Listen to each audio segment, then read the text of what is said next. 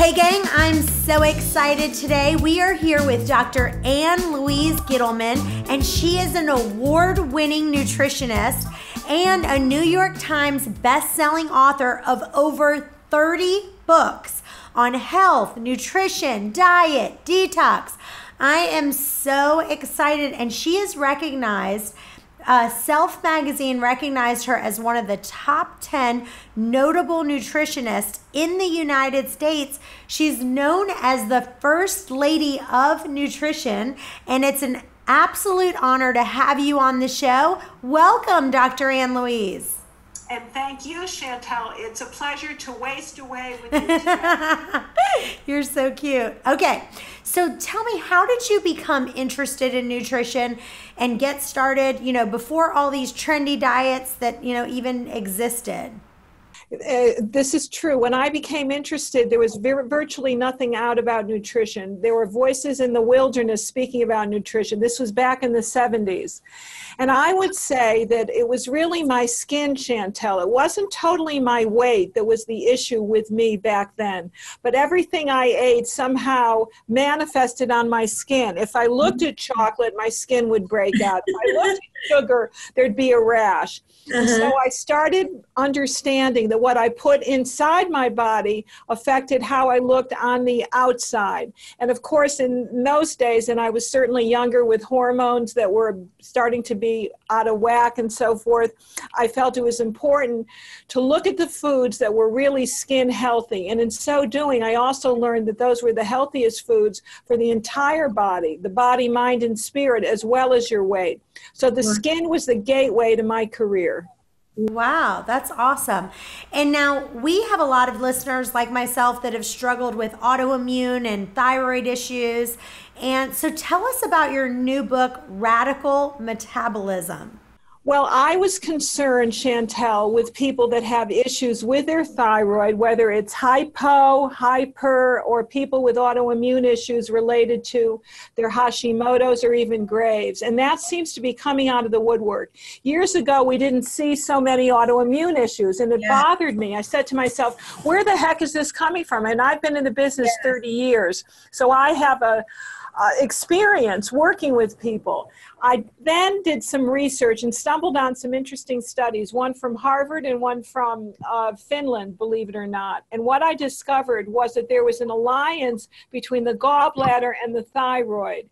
And if the gallbladder was not working properly or your bile flow was suboptimal, it affected your transference of T4 to T3, which is so important to have an activated metabolism. So I write about that in my book and then provide information on how to get a really healthy gallbladder, healthy bile flow, and healthy weight loss. And it's all connected.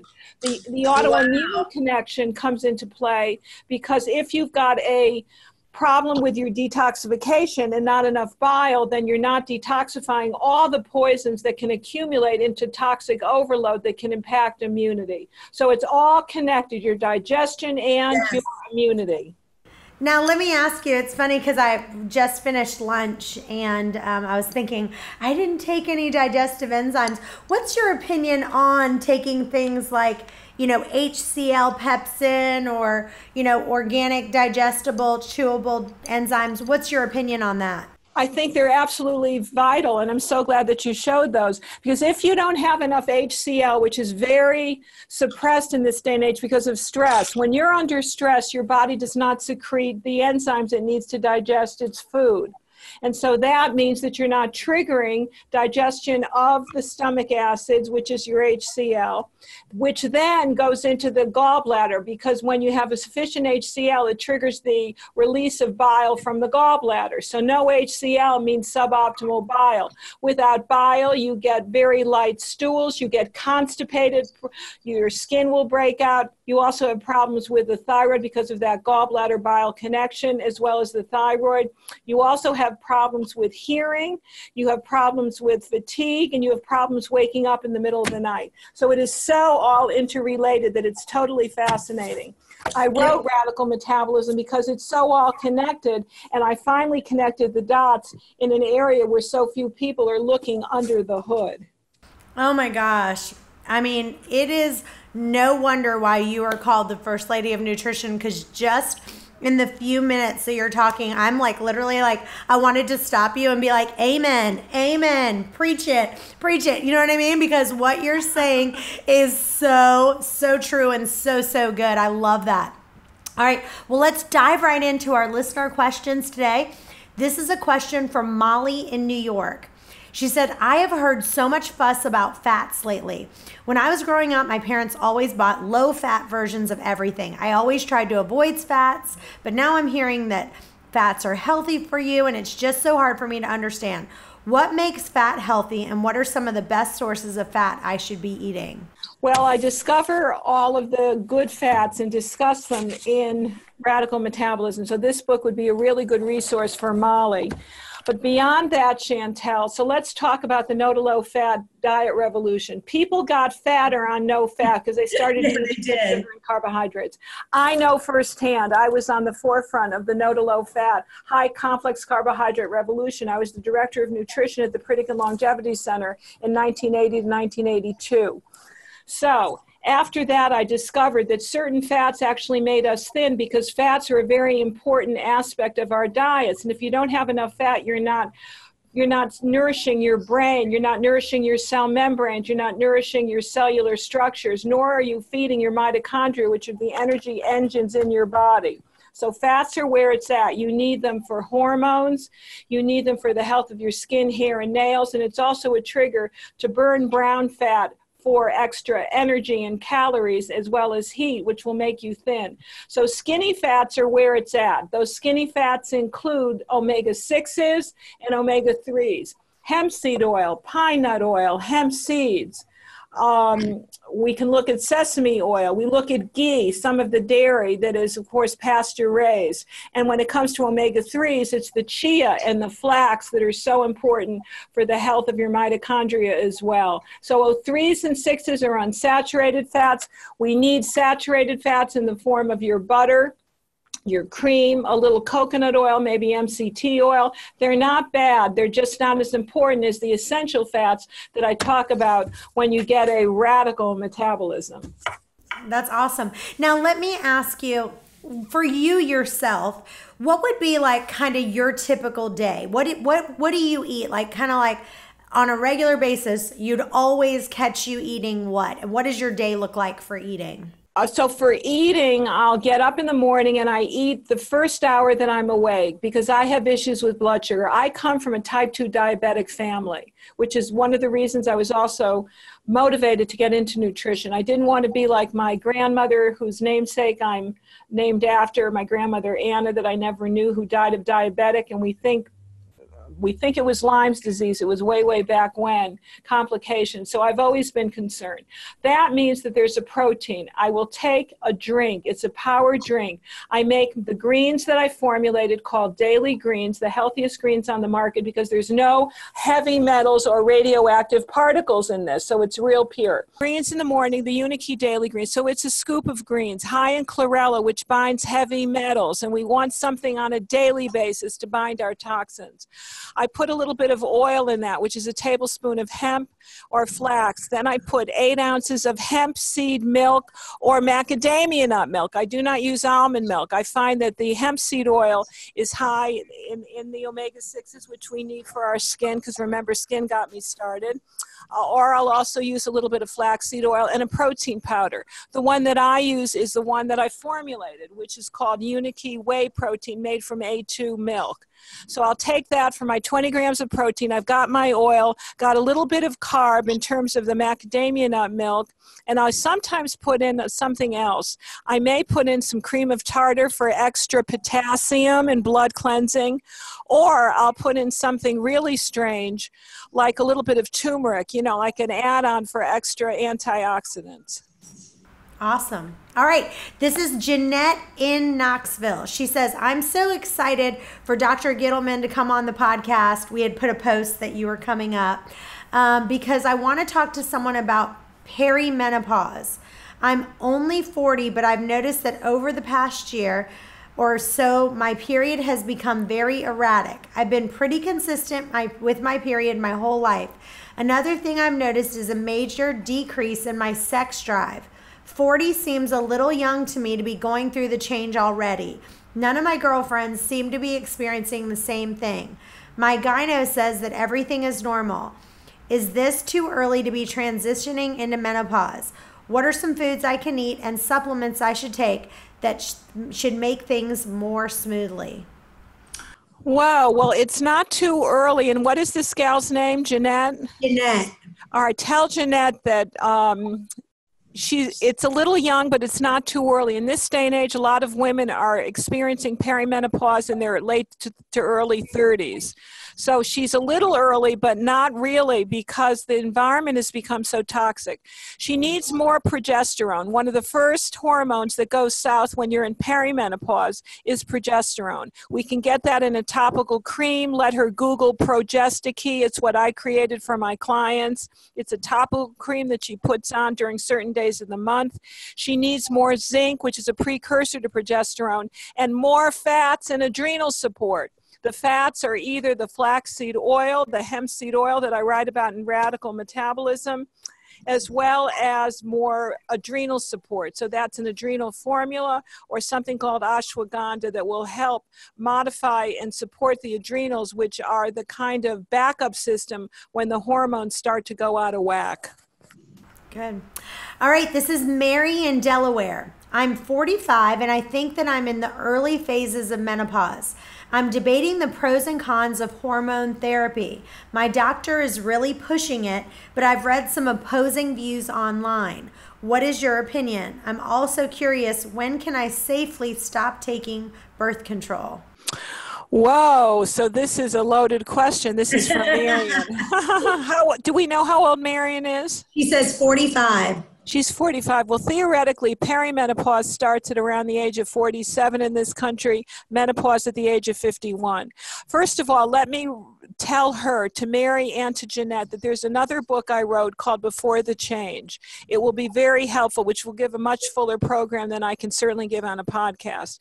What I'm going to suggest is that she looks at that book and she will understand that using hormone therapy, which is synthetic, can be problematic because of the side effects that have been well established with too much of the unnatural progesterones and too much estrogen. On the other end of the scope, there's not a whole lot of research to suggest that bioidentical is terribly safe long term. We just don't know. What I would do is take foods that are high in certain hormone precursors, like an estrogen modulator.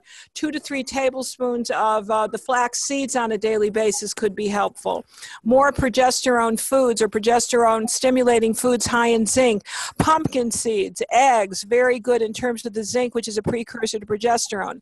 Last but not least, anybody that's suffering from issues with hormones, Chantel, should take a tissue mineral analysis, because if they have too much copper in their systems, they'll have too much estrogen and not enough progesterone. So there's an awful lot that goes into it. Get before the change, and it'll help you transition and navigate this particular. So with that test that you're talking about, is that something that someone could call you and work with you to take that test? So what they could do is go to my site, go to AnneLouise.com, and this will show you the shopping cart. It's a self-help test we've offered for something like 25 years. It's a tissue mineral analysis. It will show the minerals that are the cofactors and the triggers for these hormones that are out of whack.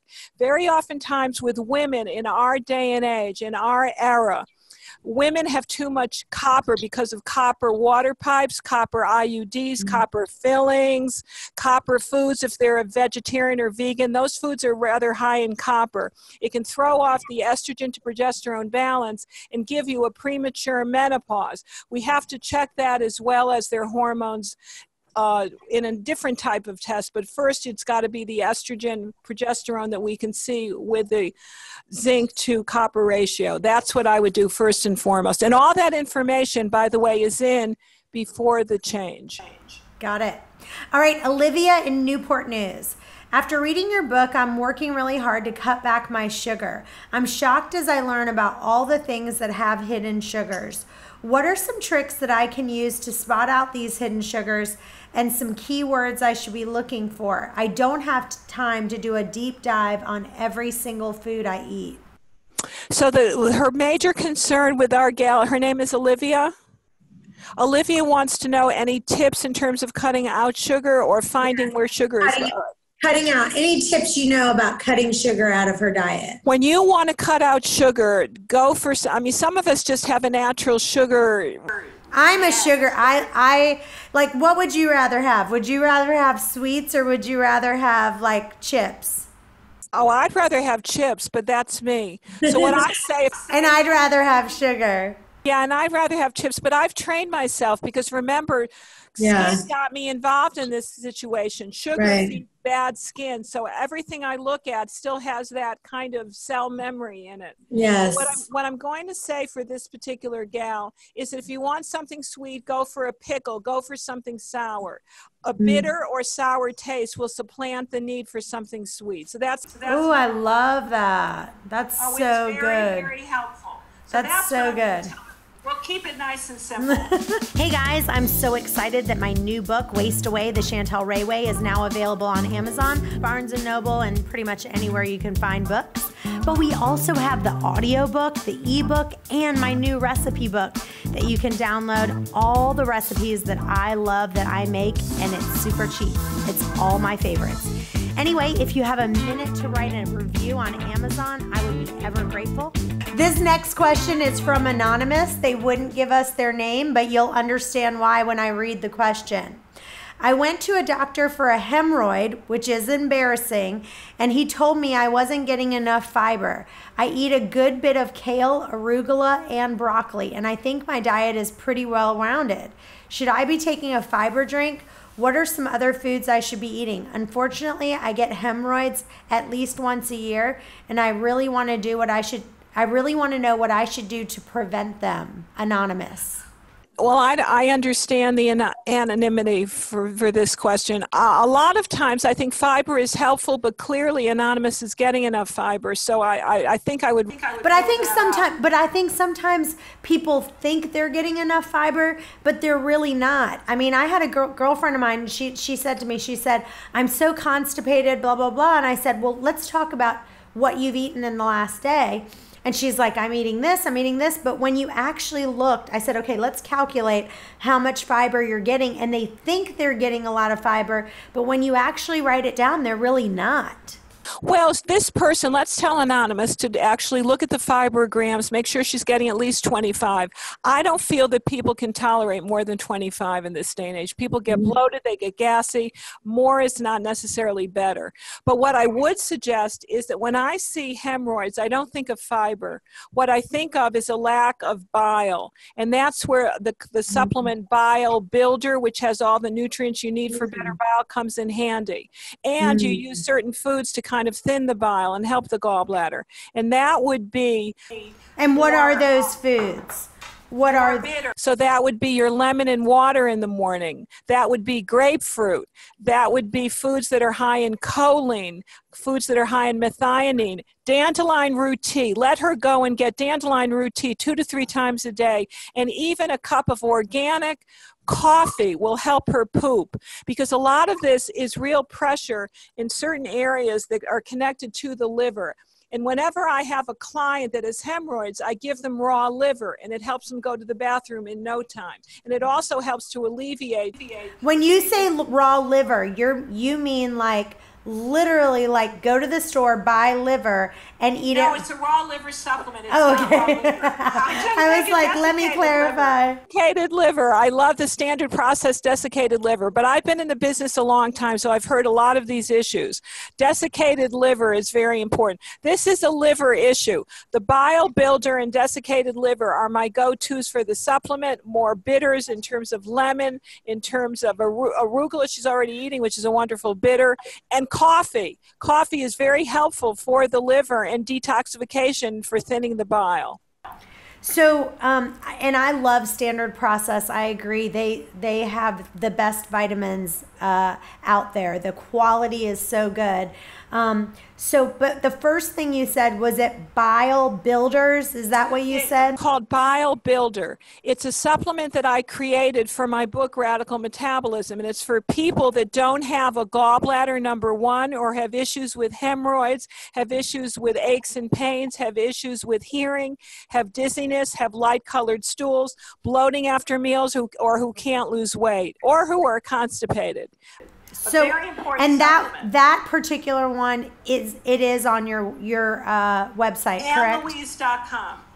And when they go there, is that one under the cleansing? When they, like, you know how you have like cleansing and the different ones? Is that I think it's on the front page. You don't even have to go there. I think we've put it because we've had so many requests for our supplements because of Radical Metabolism. It should be there on the front page. Go to the home page and Google it. You'll see it and just scroll down. Gotcha. Okay, perfect. So next question. This is from Terry in Long Beach. I recently had weird aches and pains in my arms and legs, and something that I read online told me I needed to increase my salt intake. I drank some salt water and immediately felt better. It was so odd.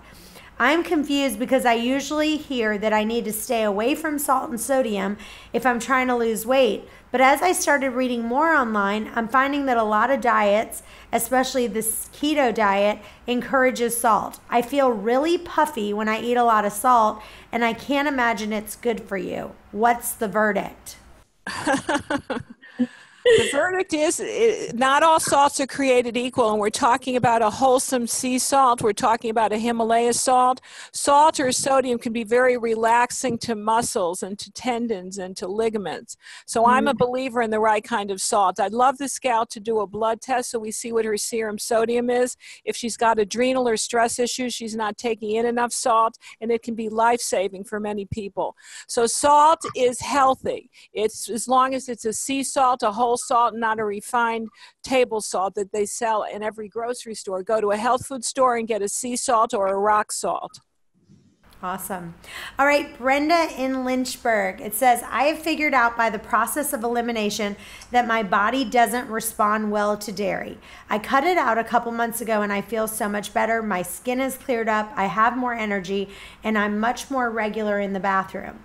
I keep going back to the commercials that say milk does a body good. Growing up, it was hammered in me that we need milk for calcium. What are some ways that I can be sure that I'm getting calcium without cutting out milk? With cutting out milk is what she's saying, with cutting out milk. So dairy calcium is a source of calcium, but we find we only need 500 milligrams per time to get the right amount of calcium in our diets, which you can get with a lot of greens, whether it's broccoli or some nuts like almonds are a high source of calcium. High sources of calcium are also sea vegetables that you can get in every health food store. So I don't think that's an issue as long as your magnesium is high. And the same foods that are high in calcium are also high in magnesium. Your greens are where it's at when it comes to a vegetarian source of calcium. Perfect.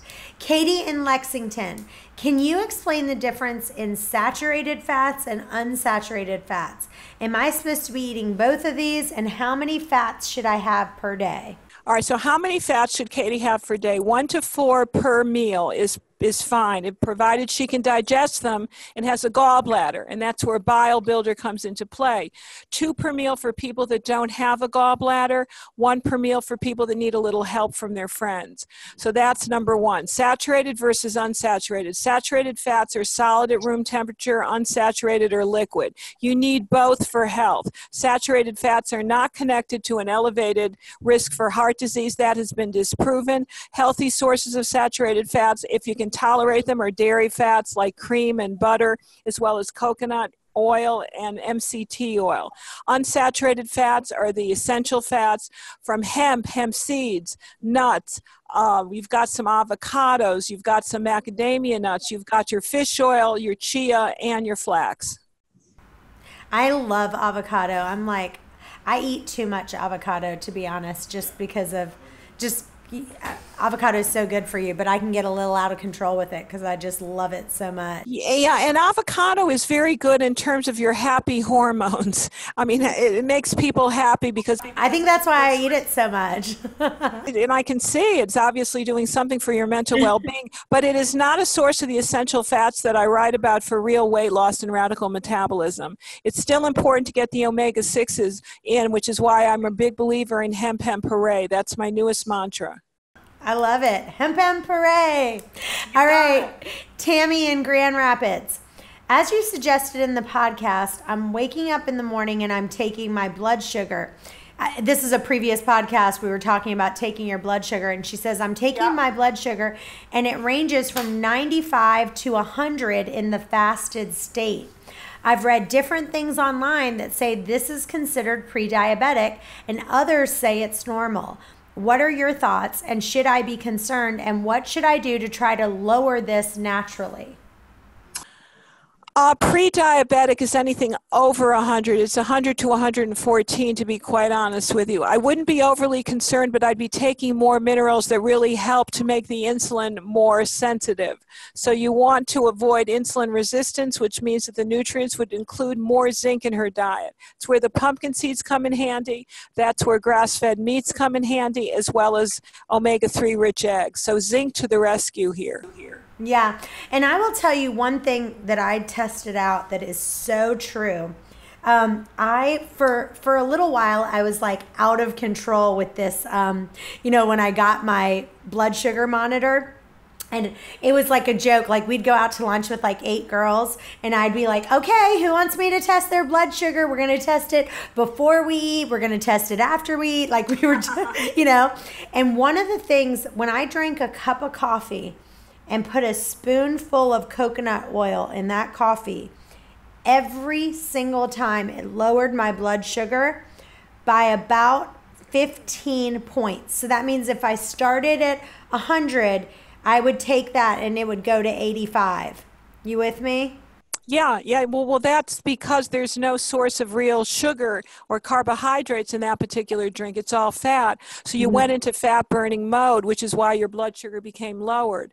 So that's the reason that I've taken that kind of information and research and created a drink called the Breakfast Blaster, which we have in Radical Metabolism, which does the very same thing. So I might suggest for anybody that has a higher blood sugar in the morning to take a look at Radical Metabolism and try out the Citrus Blaster, which has the very best source of coffee in the country, a little bit of protein, as well as coconut milk to make a blaster first thing in the morning, which is very creamy, very satisfying. Will not just lower blood sugar, but will help you lose weight in at least 2 weeks. People that have used that drink in the morning have lost at least 18 pounds in 2 weeks.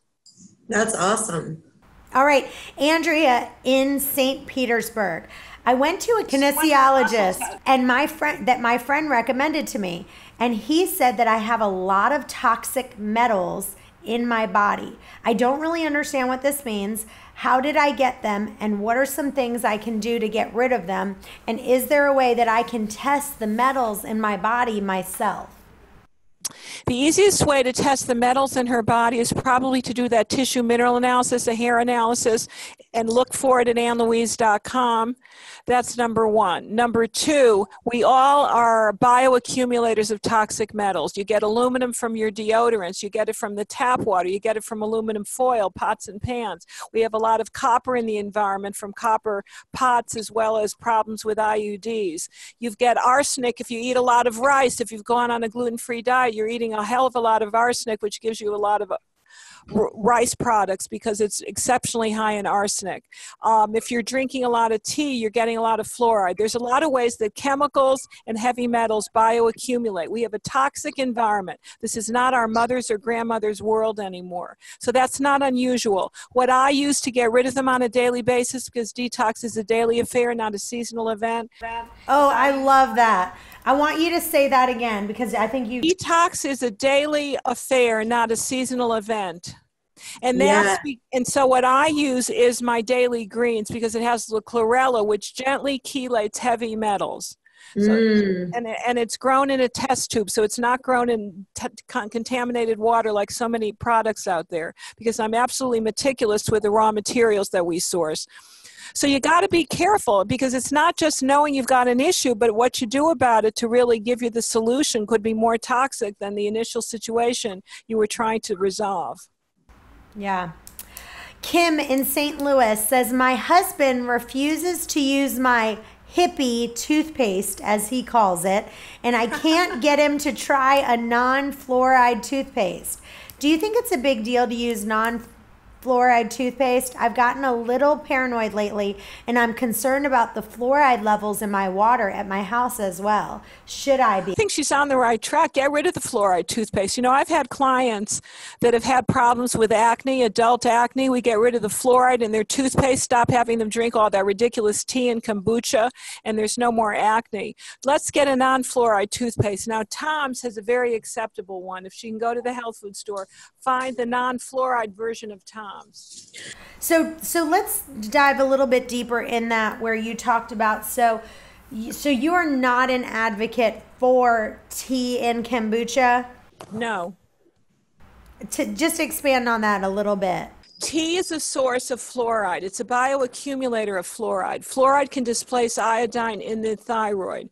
We're drinking more tea than we've ever drunk because there's this concept that green tea is so high in antioxidants and so forth. And that may be true, but the downside is we're taking in a heck of a lot more fluoride. And I can't help but think that the dramatic increase in hypothyroidism may be because of the fluoride displacing iodine, lowering thyroid output. So in my book, I give you the exact teas you should be drinking, what you do if you have high fluoride, and how to get rid of it in the environment. And that's in the Radical book? Because we have to get radical, Chantel. That's right. I love it. To get radical. To waste away, we have to have a powerful plan to blast fat in just 21 days. So I mean business. I've been out there long enough to know what works. And I'm tired of people going on programs that appear to be healthy in the short run, but are not healthy long term. This program is. That's awesome. All right, last question. Kara in South Carolina. I'm in real estate like you. She's talking about me. And as you can understand, I'm always on my cell phone. I've been reading about EMF poisoning lately, and it's starting to freak me out. Am I better to talk to people on speakerphone or using headphones? She needs to do both. She needs to, number one, speak on speaker as much as she can and get something called Altura Cell Phone Protector. Altura, Aulterra. She needs to have it on her cell phone, her iPad, and she can get a whole house plug from the Altura.com people. If she uses my name, AnneLouise, no E, I think she'll get a discount. Awesome. Well, here's what we're going to do. This has been such a pleasure. What a joy talking to you today. And what I want to do, I'm going to buy a book and give it away to one lucky winner. So we're going to do a Facebook post. If you go onto our Facebook page, and this amazing book by AnneLouise Gittleman is going to be available, we're going to give it away to one lucky person. And I am going to buy it myself and read it this week. I'm so excited. I cannot wait. It's called Radical Metabolism. And if you go to AnneLouise.com, you can get more information. And remember, if you have a question that you want answered, go to questions@ChantelRayway.com. Well, AnneLouise, thank you so much for coming on our show. Thank you. All right. Well, everyone, have a great day. Bye-bye. Bye-bye.